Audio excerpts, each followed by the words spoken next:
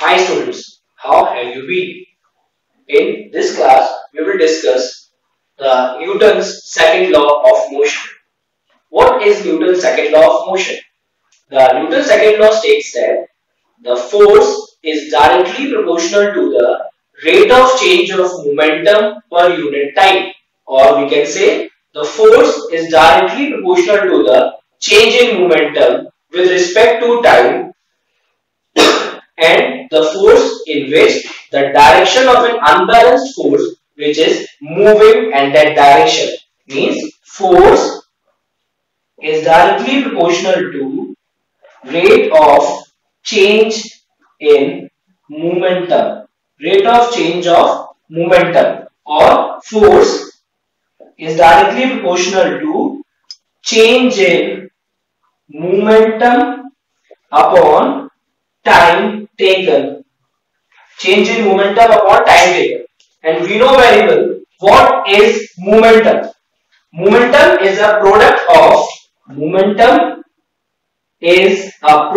of mass and velocity. Mass and velocity, and it is represented by P. So we consider that there are two types of momentum. First is initial momentum. Initial momentum is P of I and mu. M is a mass of a body. M is a mass of a body, and U is the initial velocity. And U is the initial velocity.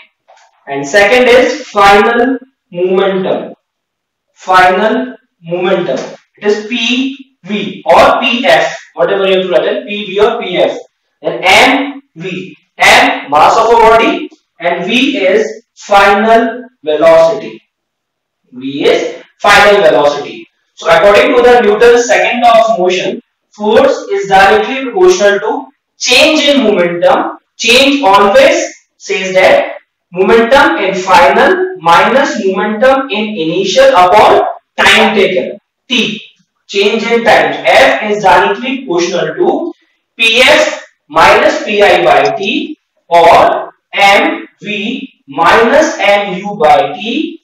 This is a final momentum minus initial momentum upon time taken. Okay. Now we will go through the derivation, how all this has to come.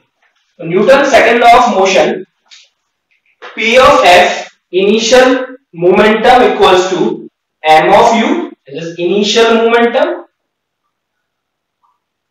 Initial momentum, P of F, m of v, final momentum, then change in momentum, P of F minus P of I, mv minus mu, or m common, v minus u, change in momentum. Now, rate of change in momentum. Rate of change in momentum. Rate of change in momentum is m of v minus u by t. M of v minus u by t. Now we know very well what is the first equation of motion. V equals to u plus at. V is a final velocity. V is a final velocity. U is initial velocity. U is initial velocity, T is time, and A is acceleration. A is acceleration. This I have written in this over here helping notes, m of v minus u by t. Now, with using of the first equation of motion, v equals to u plus at. First equation, v equals to u plus at. When we transpose u in this side, v minus u equals to at. Clear? Then v minus u by t equals to a. V minus u by t equals to a. Then in place of v minus t equals to a, this we have to put it over here. So now, according to Newton's second law, F is directly proportional to m of v minus u by t. Then in place of v minus u by t, we put the value of A. So F is directly proportional to MA. F is directly proportional to MA. Now, what is MA? We know very well. If we remove this directly proportional sign, then F equals to 1 proportionality constant over there. Then F is directly proportional to MA. Then F equals to KMA. K is a constant, proportionality constant. Or if K equals to 1, then F equals to MA.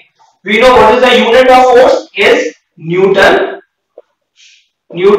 And mass is kg. And acceleration is meter per second square. So 1 Newton equals to 1 kg meter per second square. So this is the derivational proof of Newton's second law of motion. I hope you understand the concept. So thank you, students.